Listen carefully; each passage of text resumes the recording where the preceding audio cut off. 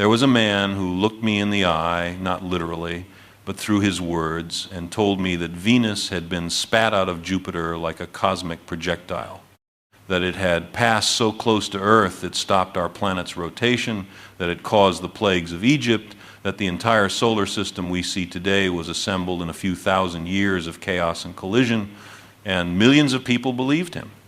Not uneducated people, not gullible people, intellectuals, writers, journalists, the cultural elite of New York City. They compared him to Einstein, to Newton, to Darwin. His book hit #1 on the bestseller lists and stayed there for months. His name was Immanuel Velikovsky. And for over 20 years, almost no one in the scientific world had the patience or the courage to sit down and explain clearly and publicly exactly why he was wrong. I decided to be that person. Not because I enjoyed confrontation, not because I wanted to destroy a man's reputation, but because I believed then, as I believe now, that the public deserves better than silence. When a false idea spreads unchallenged, the people who believe it aren't the problem, the scientists who shrug and walk away are. This is the story of that battle, and it's about far more than one wrong book, the man behind the theory. Before I tell you why Velikovsky was wrong, I want to tell you why so many brilliant people thought he might be right, because that part of the story is just as important and just as relevant today. Immanuel Velikovsky was not a fraud in the conventional sense. He wasn't a con artist working a street corner. He was genuinely learned, a psychiatrist trained in the tradition of Freud, a man who read ancient texts in their original languages, who had absorbed the mythology and sacred literature of dozens of cultures. When he spoke, he impressed. When he wrote, he carried you with him. His central question was actually interesting. He had noticed that catastrophic events appear in the ancient records of civilizations that had no contact with each other: floods, rains of fire, a sun that stood still in the sky. What if, he asked, these weren't separate myths? What if they were all memories of a single real catastrophe that the entire ancient world witnessed? That question is not absurd. It deserved serious examination. The answer he invented, however, was another matter entirely. Velikovsky concluded that roughly 3,500 years ago, Jupiter expelled Venus, ejected it whole like a planet-sized projectile, and that this newborn Venus, traveling as a comet, passed close enough to Earth to halt our rotation, trigger earthquakes, flood the continents, and rain hydrocarbons and insects down upon us. The plagues of Egypt, he said, were caused by cosmic debris falling from Venus's tail. The sun stopping in the sky was the Earth's rotation pausing mid-turn. After this chaos, Venus then interacted with Mars, nudged it into a new orbit, and finally settled into the calm, nearly circular path it follows today. All of this in a few thousand years, a cosmic eye blink. His book, Worlds in Collision, was published in 1950. It became one of the most celebrated and most catastrophically wrong publishing events of the 20th century. Why it spread? I want to be honest about why the book succeeded, because the reasons are not flattering to any of us and they haven't changed. The first reason is that it gave people what they secretly wanted: a bridge between science and scripture. Velikovsky appeared to demonstrate that the stories in the Bible were literally true, they just needed a cosmic explanation. For millions of readers, that was profoundly reassuring. It united faith and science in a single package, and it did so with the language and confidence of scholarship.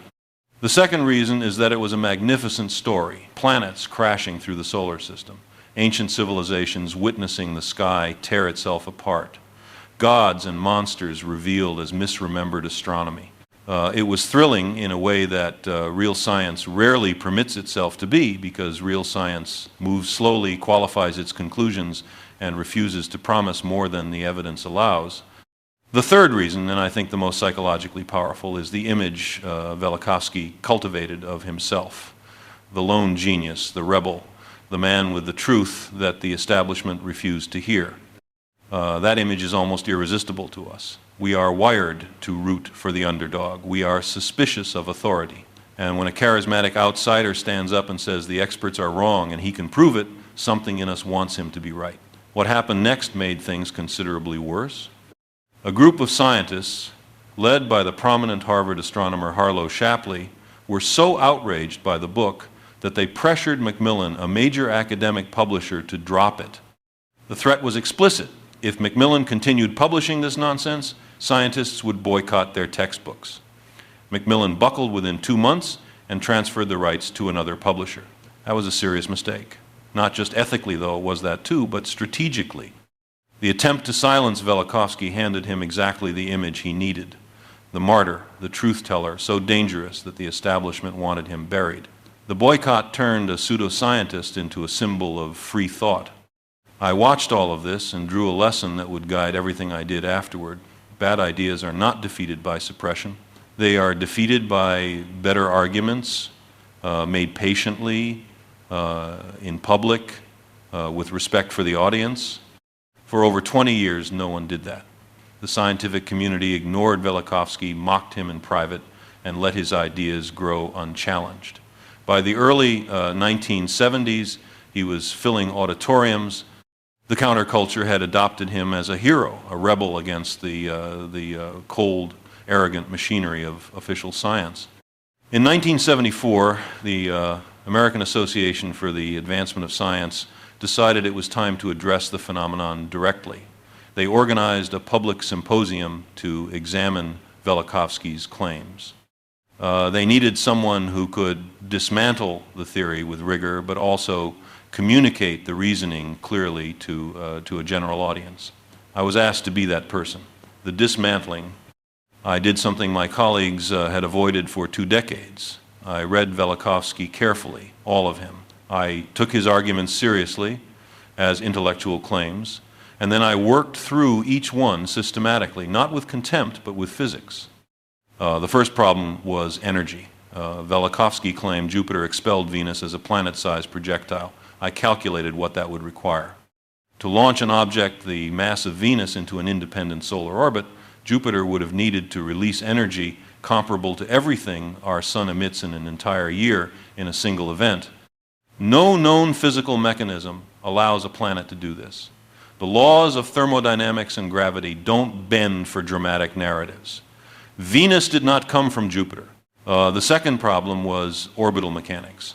Velikovsky described Venus careening through the inner solar system, approaching Earth, then Mars, bouncing between encounters, and finally settling into the stable, nearly circular orbit it holds today. But orbits don't work that way. A body that has experienced multiple close gravitational encounters with other planets does not simply decide to park itself in a calm, regular path. The mathematics are unforgiving.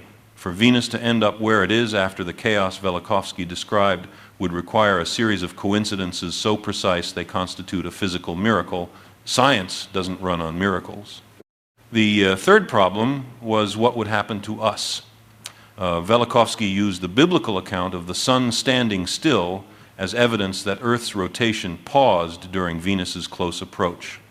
I asked the obvious question. What actually happens when a planet spinning at over 1,000 miles per hour stops without warning? Everything not bolted to bedrock continues moving at the original velocity. The oceans sweep over the continents. The atmosphere shears away.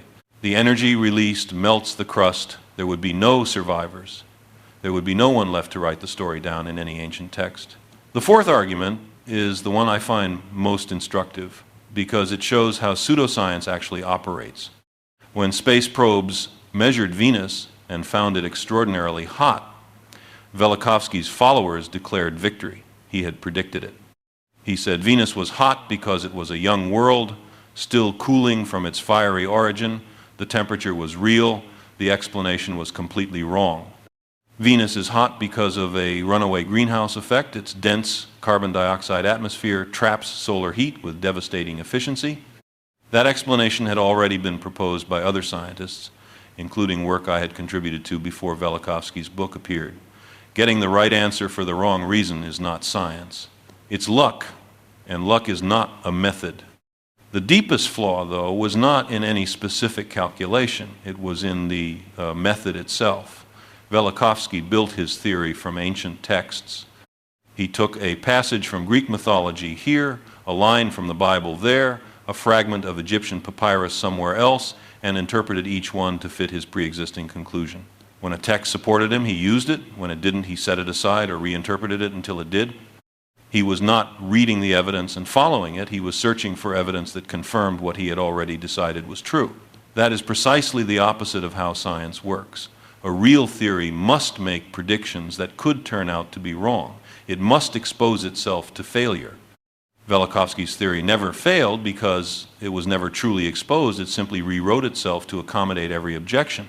And a theory that can explain everything explains nothing because it has no predictive power at all, what I learned and what it means now. When I finished presenting my analysis, something interesting happened. The theory of worlds in collision had not been shouted down. It had not been suppressed or dismissed. It had been examined seriously and in public and shown to be incompatible with the physical laws governing our universe. That matters, not just for Velikovsky, but for the principle involved. I want to be clear about something I believed then and still believe. Velikovsky had every right to publish his ideas. The scientists who pressured his publisher acted badly, not just because censorship is wrong in principle, but because it was counterproductive in practice. You do not defeat bad ideas by hiding them. You defeat them by exposing them to scrutiny. The marketplace of ideas only works if the bad merchandise stays on the shelf long enough for people to see it doesn't hold together. The Velikovsky episode taught me what I came to call the baloney detection kit, a set of mental habits for distinguishing what is true from what merely feels true. Ask whether the claim is testable. Real science makes predictions that could be proven wrong. Pseudoscience makes claims so flexible they can never fail. Be suspicious of theories that explain everything. When a single framework accounts for the plagues of Egypt, the temperature of Venus, Greek mythology, and the formation of the solar system, you are not looking at a breakthrough. You are looking at someone who has stopped distinguishing between what they can demonstrate and what they want to believe.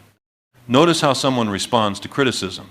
When I pointed out the physical impossibilities in Velikovsky's theory, he did not say, "You're right, I need to reconsider." He changed the subject, appealed to mythology, and presented himself as a victim of persecution. That refusal to acknowledge error is the clearest signal that you are dealing with a doctrine, not a science. But here is what concerns me most, all these years later. The mechanism that made Velikovsky successful has not weakened. It has been given an engine. In 1950, a false idea needed a book, a publisher, and months to reach 1 million people. Today, it needs 30 seconds and a telephone. The same psychological levers that Velikovsky pulled the appeal to sacred narrative, the drama of catastrophe, the image of the persecuted genius with the forbidden truth, still work with exactly the same reliability. They work better, in fact, because the platforms that carry ideas today are optimized to reward exactly those qualities. Outrage spreads faster than evidence. Certainty is more engaging than nuance. The rebel who claims the experts are hiding the truth gets more attention than the scientist who says the truth is complicated, and here are the peer-reviewed papers.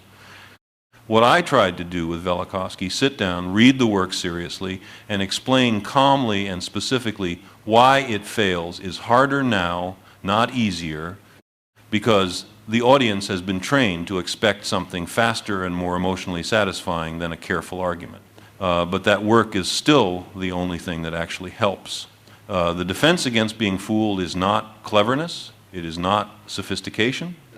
It is a specific kind of honesty with yourself, a willingness to ask before you share something, before you believe something, before you repeat something, where is the evidence? Who has checked it? What would have to be true for this to be wrong? And have I actually looked for that? Velikovsky was charming, erudite, and persuasive. He was also completely wrong.